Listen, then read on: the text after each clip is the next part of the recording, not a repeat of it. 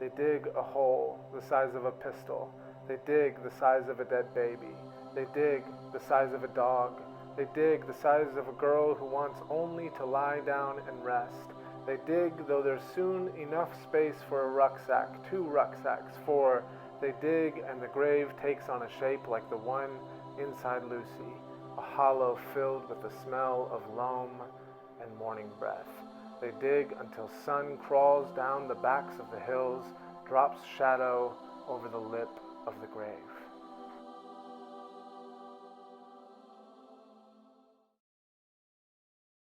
Before picking up this book, I had heard 2 things about this novel that really drew me and really intrigued me. The first thing was that it's a story that starts out with 2 siblings looking for a place to bury their dead father, who's in a trunk on the back of the horse that they are journeying through Western America on. The second thing I had heard is that this is an immigrant story about a Chinese immigrant family living in the time of the gold rush out in Western America. The book we're talking about is How Much of These Hills is Gold?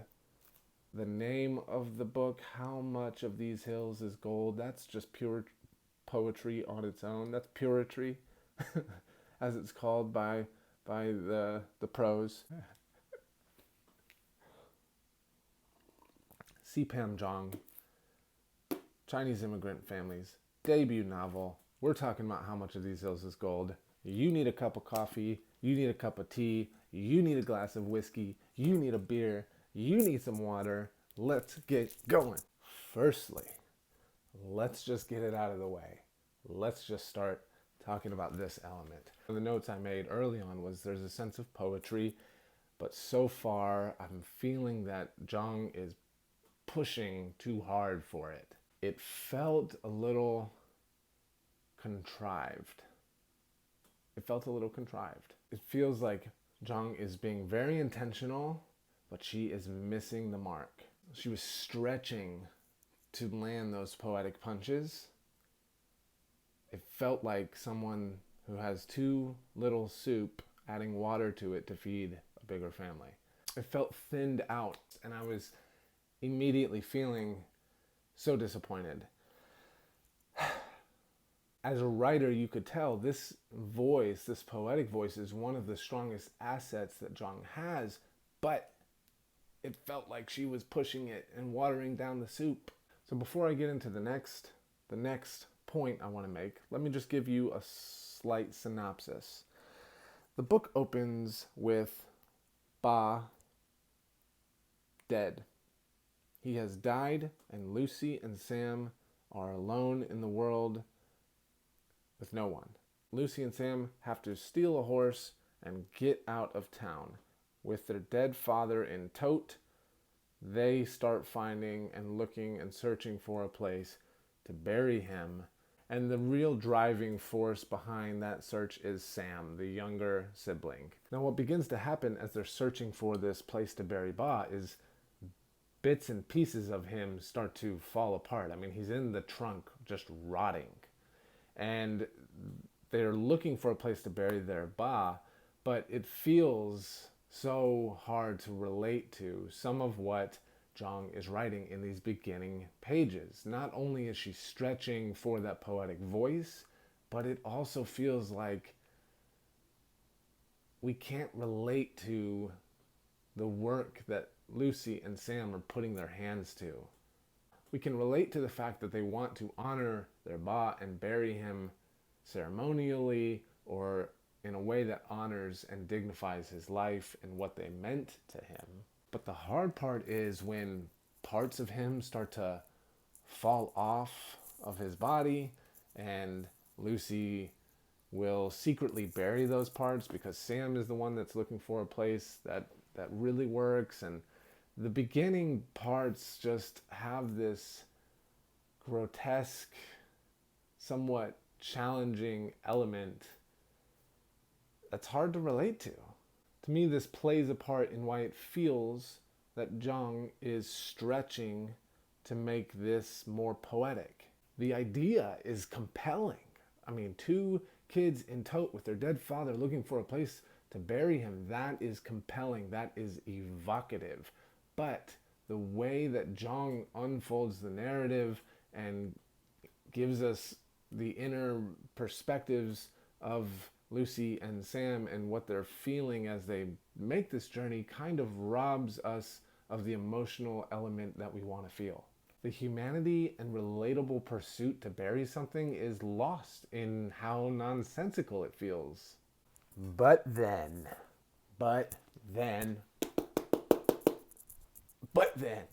C Pam Zhang, but then.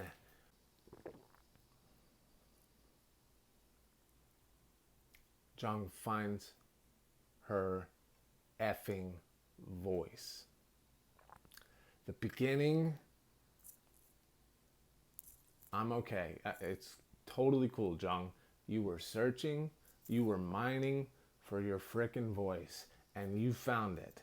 And from that point on, I don't know when it is, it happened like waking up from an uncomfortable dream. Okay? Where you felt like you were about to read a terrible book or a book that was just going to be pretentious, and then swoosh, suddenly Zhang finds her voice and she executes on that voice almost flawlessly the rest of the book. It makes me wonder a little bit, if I go back and read the beginning portion, if I would lock in, if none of it would bother me. And you can be totally assured that this is one that I will be rereading and rereading and rereading. This is a lifelong companion for me. The book trickles and then startles you silent. It surprises you silent. It hollows you out. This book is evolutionary. It is evocative. Is of the kind of swell that brims you over the way poetry does. One amazing thing about the writing style, she is continually using this Socratic method to explore what Lucy feels and where she's at and what she's experiencing and how she is processing her inner life. Questions over and over and over again. What makes a man a man? What makes a home a home? Who could believe that and survive? If she believes that tigers live, then does she still believe that Indians are hunted and dying? Where, the mind seems to ask, is Lucy's courage? Can a lake without proper burial become a ghost? These are questions that just surface. We watch Lucy's mind mining out understanding through the form of questions. All the questions punctuate the concept and theme of mining out something of worth, something gold. Digging, clawing, scooping out, carving away. Lucy is mining herself and her story to understand, to make sense of what is happening, to find out how much of these hills is gold. What I love that C Pam Zhang does here is she gives us China. She gives us the language, Mandarin, unexplained, untranslated, and it is beautiful. Ting Wo, Qin Aida, Hao Bu Hao, Ni Zhi Dao. The sprinkling of language is like the flicker of gold that Lucy and Ba and Sam prospect for. But growing up hearing their mother use phrases, their father use phrases from this language that is foreign to them, you saw how it worked its way into their fabric, into their DNA. And part of that undeniable shimmer of the novel is this complicated dynamic that Zhang gives us in the relationship between Ma and her two children. Ma, who longs to return to the shores of her homeland across the ocean, and these two children who were born in America, who are native to America now, and have allowed their roots to go deep here, and it is their home. So you see this conflict and this tension as the overarching, one of the overarching themes of the book is this discovery of what makes a home a home. you start to see how Zhang is going to wrestle out understanding around that theme in the tension within one family. God, I am like, I am electric just considering all the implications of exploring that question in this format with these characters and this time period and everything Zhang does. Oh my goodness, it's so good. And it's not hard to imagine this playing out in immigrant families. When the parents arrive somewhere that is not their home to make a better home for their family, and they go out with that purpose and with that hunger and with that pursuit, and their children are born in that land knowing nothing of their parents' land. The complicated dynamic that must exist there, Zhang gives it to us beautifully, but not overbearingly. It is not the main theme of the book, but she lets it surface so naturally that you catch glimpses of the reality, how profound that tension must be in people who have similar stories like this, and how beautiful it is to watch a family traverse that successfully. And then you sprinkle in this complicated dynamic that despite the fact Lucy and Sam are native to this land and her people continue to reject them. In one way, the land is rejecting the whole family because they're trying to carve out a living for themselves and can't make it work. And then on the other hand, the people are rejecting of this family because they're different, because they're Chinese. The dialogue of this book is so eroded into canyons, so timeless, so settled. This is dialogue that comes from instinct and intuition about the human nature. Love, joy, longing, hunger, hollow, need, confusion. Zhang sets herself apart as a master of dialogue. Zhang writes dialogue superbly. One thing we hear Ba tell Lucy is that they belong in these hills, no matter what any history book tells them. Ma tells them that they belong over the ocean, in her homeland. Ba speaks more backwoods, rarely using Mandarin, except in the endearing term that he calls his wife, Chin Ida, and when he's teaching the children a lesson, he ends it with Tingwo, listen to me. Ma, on the other hand, speaks a lot more Mandarin, and it's sprinkled in and woven into her English, and we see her interacting with her children more Chinese. Ba has his buffalo, Ma has her tiger. And in one way, these represent the mystical feelings about home for each of these characters, the tiger and the buffalo. Over and over through the novel, we see this resurfacing of the image of the buffalo, almost as this mystical or mythological representation of the West, the Wild West, the West that Sam craves, that Ba loved and longed for and lived among. Even when Lucy tells Sam that the buffalo are extinct, Sam says what Ba would say. Your books tell you that, but I know that they're real. I know that they exist. We just haven't seen them. And it represents this connection to the land and to their idea of home and this land that they have natively come to call home. The other image we see over and over through the novel is the tiger. Every new home that they come to, before any of the stuff is brought across the threshold, Ma goes into the home and she draws a tiger on the wall. And it's a sign of home and protection and tradition. Ma teaches them songs of the Laohu tiger. And we see that surface throughout the novel, Laohu, Laohu. It becomes this other mystical, mythological image for home, but a home that Lucy and Sam have never known. Both the tiger and the buffalo represent these images of home.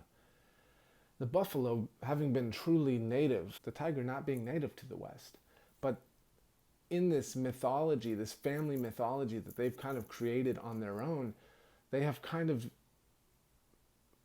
shoehorned the tiger into that region in the same way that they feel shoehorned as Chinese immigrants in this white world that has already driven Native Americans away and enslaved African Americans, and here they are as Chinese immigrants being rejected by the white world as well.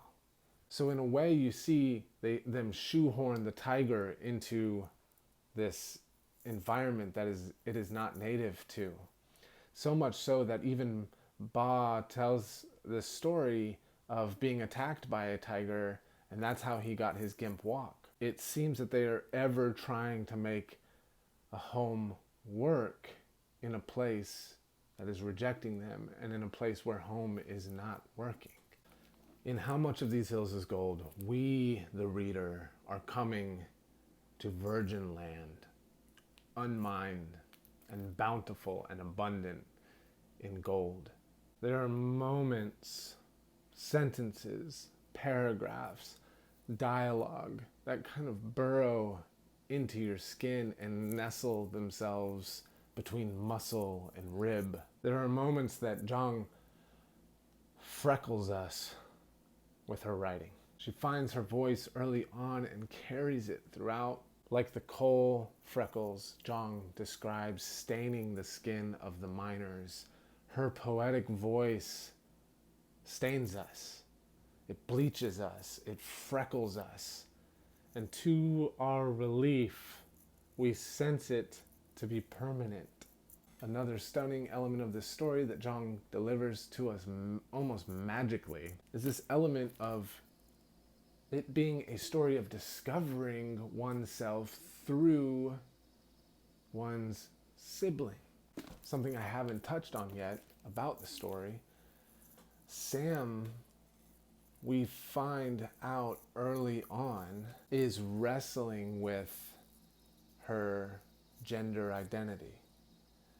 And this element of the story, so beautiful for Zhang to include and to weave into this story and to give representation in this story, because Sam in some ways becomes the pinnacle character. Though we're following Lucy, Sam becomes this embodiment of home, this embodiment of family, this embodiment of devotion. And that's in one way how this story is a discovery of oneself through discovering one's sibling. Roots pressing through hills and branches scooping out sky. Zhang gives us images through this novel that are evocative, emotional, meaningful, exposing, beautiful.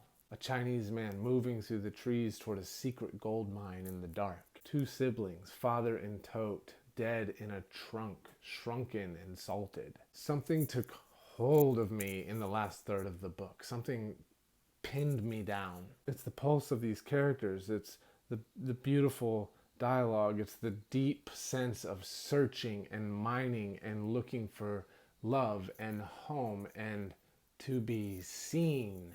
And Zhang gives us this rare gift of seeing beyond ourselves while at the same time seeing and becoming witness to the vastness within ourselves. And this is a tightrope.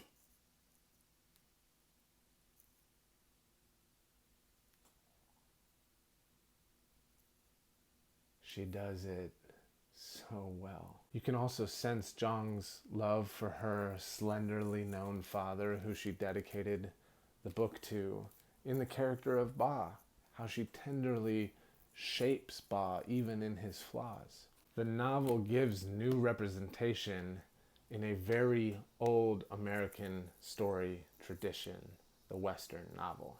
Did How Much of These Hills is Gold earn its place on the Longlist for the Booker Prize in 2020? And of course, as you can tell from my enthusiasm and how much this book has caused me to swell, how much this book exposed of myself to myself, yes, it earned its place on the long list, and yes, it will be on the short list. This takes the cake above the Shadow King for me. This is the kind of book you buy, you read, you reread, you buy as gifts, you pass out, you tell people about, you cry about, you think about. It is a beautiful, beautiful, beautiful story.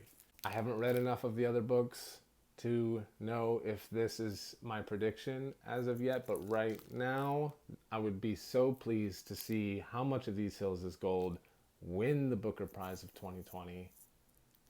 It's beautiful. If you read this book, tell me what you think in the comments. Hit the subscribe button, hit the like button on this video. It really helps me out. On a separate note, I want to touch base with everyone that is watching this, that is following along with the Booker Prize this year, reading through the long list. There's a poll in the description of this video that you can click the link to that poll and fill out the questions there. No personal information is collected. There are questions about the books that you're reading on the long list, what you would rate them, how you're experiencing them, all that jazz. Help us out. Hit that poll in the description. Fill it out. It's like 5 questions, really, really quick and easy. And then share that poll out to your friends that you know are reading, on your Instagrams, on your own YouTube channels. We're excited. I'm looking forward to seeing you guys in the next video. Go pick up How Much of These Hills Is Gold. Give C Pam Zhang some love, because this novel needs to go further than the long list. Talk to you guys later, and as my good friend from KD Books, Kieran, says, bye!